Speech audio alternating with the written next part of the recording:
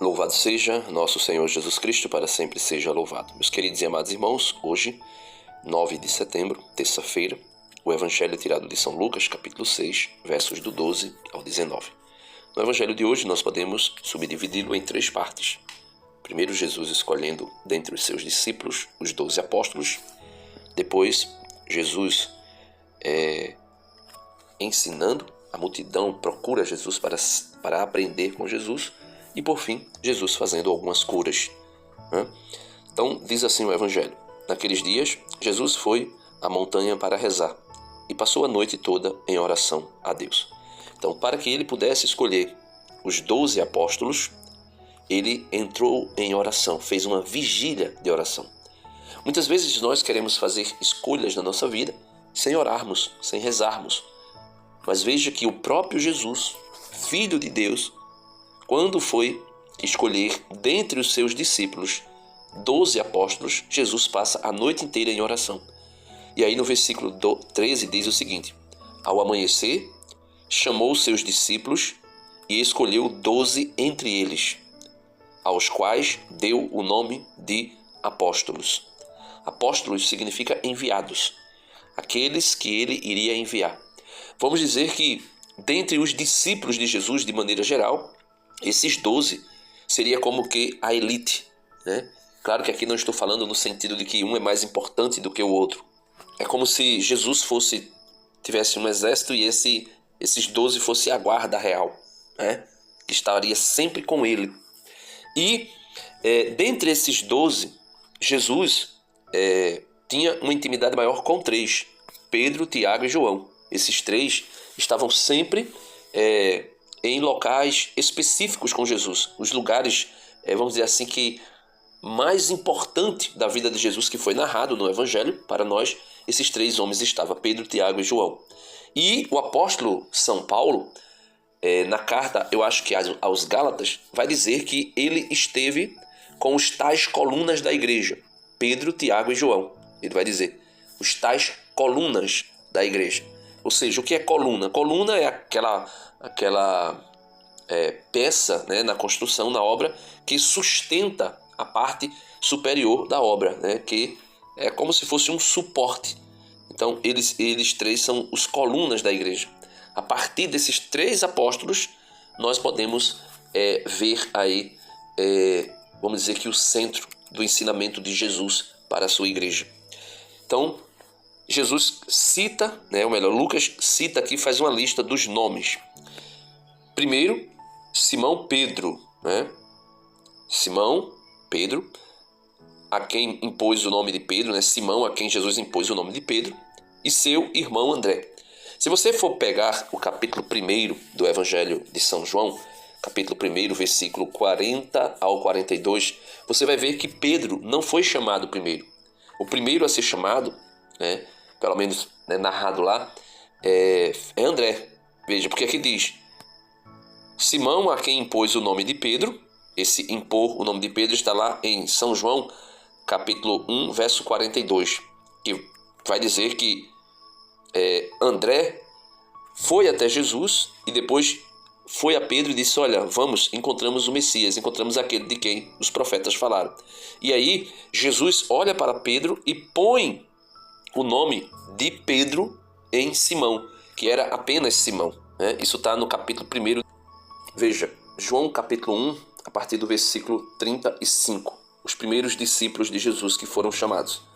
No dia seguinte, João, batizador, João Batista, estava com 2 de seus discípulos.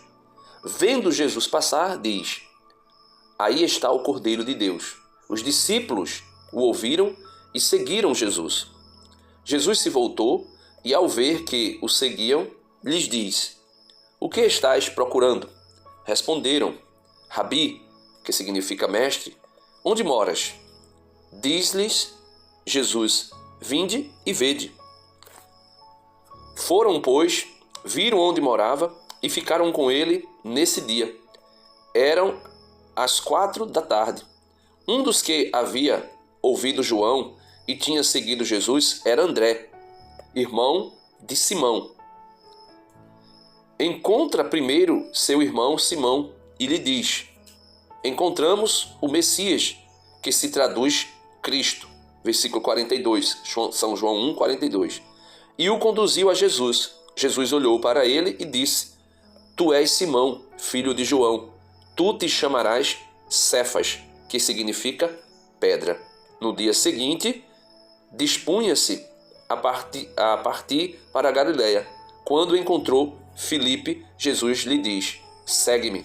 Filipe era de Betsaida, terra de André e de Pedro. Então, aqui nós podemos ver que na lista, quando se coloca, você também pode ver lá em São Mateus capítulo 10, Pedro vai estar em primeiro. Em Atos dos Apóstolos, a lista dos apóstolos, Pedro vai estar em primeiro. Em São Marcos, Pedro vai estar primeiro. Ou seja, todas as listas que traz o nome dos apóstolos, São Pedro vai estar primeiro, mostrando aí na tradição da igreja e também na tradição escrita dos autores sagrados que Pedro foi eleito como o líder desse colégio apostólico, né? Então, versículo 14, retomando: Simão, a quem impôs o nome de Pedro, e seu irmão André, Tiago e João, Filipe e Bartolomeu, Mateus e Tomé, Tiago, filho de Alfeu, e Simão, chamado Zelota, Judas, filho de Tadeu, de Tiago, e Judas Iscariotes, aquele que se tornou o traidor. Estes são os 12 apóstolos eleitos dentre os demais discípulos de Jesus.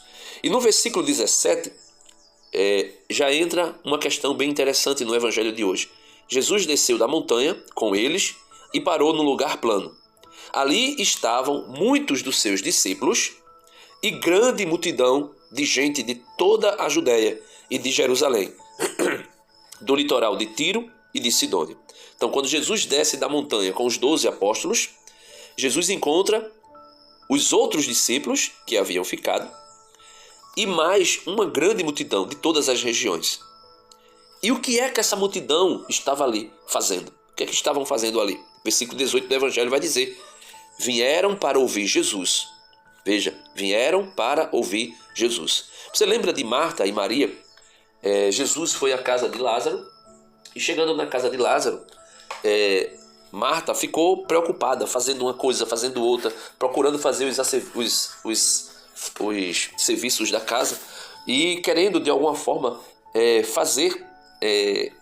servir a Jesus da melhor forma possível, oferecer tudo que fosse possível para ele naquele momento. E a sua irmã Maria sentou-se para ouvir Jesus, e aquilo incomodou Marta, porque Maria foi sentar-se para ouvir Jesus. E ao incomodar Marta, Marta vai dizer a Jesus: Mestre, tu não te importas que eu fique aqui ocupada com tantos afazeres e a minha irmã esteja aí sentada aos teus pés? Aí Jesus diz para Marta: Marta, Marta, tu andas preocupadas e inquieta com muita coisa. Uma coisa só te basta. Maria escolheu a melhor parte, a única que não lhe será tirada. Ou seja, nós iremos perder tudo ao longo da nossa vida. Mesmo que nós não percamos ao longo da nossa vida, no final da nossa vida perderemos tudo. Igual aquele homem da parábola, né, que fez uma plantação e teve uma colheita extraordinária, a ponto de dizer: vou derrubar os meus celeiros, que são pequenos, vou construir celeiros maior, vou armazenar tudo nesse celeiro e vou poder dizer para mim mesmo: descansa e dorme, porque tu tens muito, né, para muitos dias. Tu tens o suficiente para muitos dias, quem sabe até anos, né? E Jesus vai dizer: homem tolo, hoje mesmo a tua vida será tirada de ti. E aqueles que não plantaram, colherão. E aqueles que não colheram, comerão do que tu plantastes e colheste. Ou seja, nós iremos perder tudo, seja ao longo da nossa vida, ou seja, no fim da nossa vida, quando morrermos. E tudo ficará aí. E Jesus disse a Maria, Jesus disse a Marta: Maria escolheu a melhor parte, a única que não lhe será tirada. Ou seja, Jesus Cristo. Então, eles vieram para ouvir Jesus. E ouvir Jesus, ou seja, ouvir a palavra de Deus disse nosso Senhor Jesus Cristo, que céus e terras passariam, mas a palavra de Deus permanece para sempre. Então a palavra de Deus permanece para sempre na nossa vida. Céus e terras vão passar, né?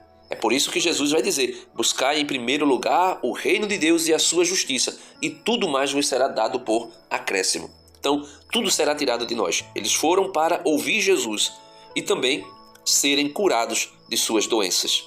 Então, uma coisa leva a outra. Eu escuto Jesus e automaticamente a cura acontece. Você lembra de Zaqueu? Zaqueu queria ver Jesus de todo jeito. Subiu numa árvore para ver Jesus. Jesus disse: Zaqueu, desce depressa, porque hoje eu devo estar na tua casa. Então Jesus foi para a casa de Zaqueu. Estando na casa de Zaqueu, você pode ler lá a história, acho que é Mateus 17, se eu não me engano. Você pode ler lá a história. Quando Jesus está na casa de Zaqueu, Jesus começa a falar do reino.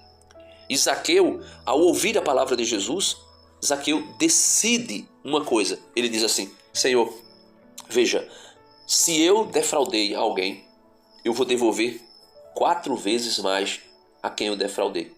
Vou dar os meus bens aos pobres, e se eu defraudei alguém, vou devolver 4 vezes mais. Ou seja, quando Zaqueu começou a ouvir Jesus, Zaqueu se decidiu para doar o que tinha. Ou seja, ele foi curado, a ponto de Jesus dizer: hoje a salvação entrou nesta casa.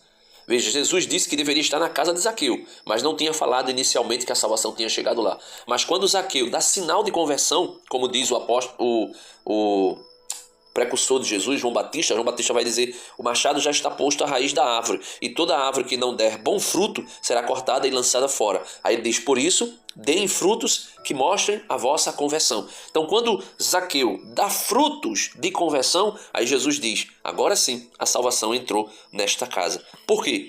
Você escuta a palavra de Deus, e quando você escuta a palavra de Deus, começa um processo de cura na sua vida, e você é curado. E não somente curado, né? Aqueles que estavam curado de doenças, né? Mas também aqueles que estavam atormentados por espíritos maus também foram curados. Então não é somente as doenças físicas, mas aqueles espíritos maus que são atormentadores na nossa vida, que vivem a atormentar a nossa vida, também são expelidos pela palavra de Deus que é ouvida. Porém, ouvida e praticada. Não sejam meros ouvintes da palavra de Deus, mas ouvintes e praticantes, diz São Tiago. E assim Jesus ele diz isso porque Jesus também já havia ensinado. Jesus vai dizer: bem-aventurado é aquele homem que ouve as minhas palavras e põe em prática. É como o homem que construiu a casa sobre a rocha. Então vem tudo e não destrói. Agora aquele que ouve as palavras de Jesus, mas não põe em prática, é como um discípulo que construiu a casa sobre a areia. Qualquer coisa destrói. E é por isso que Jesus vai dizer, né? Vocês dizem Senhor, Senhor, mas não fazem o que eu digo. Então, é colocar em prática. E aí, meus irmãos, o finalzinho do evangelho de hoje, o versículo 19, vai dizer: a multidão toda procurava tocar em Jesus, porque uma força saía dele e curava a todos. Aqui nós podemos ver que era vamos dizer assim, que uma maneira que depois daquela mulher do fluxo de sangue que toca em Jesus, ou quem sabe até antes, e ela já tocou, impulsionada por isso, que quando as pessoas tocavam em Jesus, automaticamente aquelas pessoas que tinham fé e tocavam em Jesus eram curados.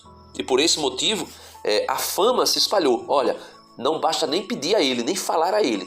Basta que você toque nele e você será curado. E as pessoas, né, procuravam tocar em Jesus, porque uma força curativa saía dele, e as pessoas eram curadas. Então, que nós possamos, né, com fé, com esperança mesmo, pedir ao Senhor: Senhor, toca-me com o teu poder, ensina-me a tua palavra, escolhe-me para ser um discípulo teu. Claro que não serei jamais como os apóstolos, mas me escolhe para que eu seja um discípulo teu.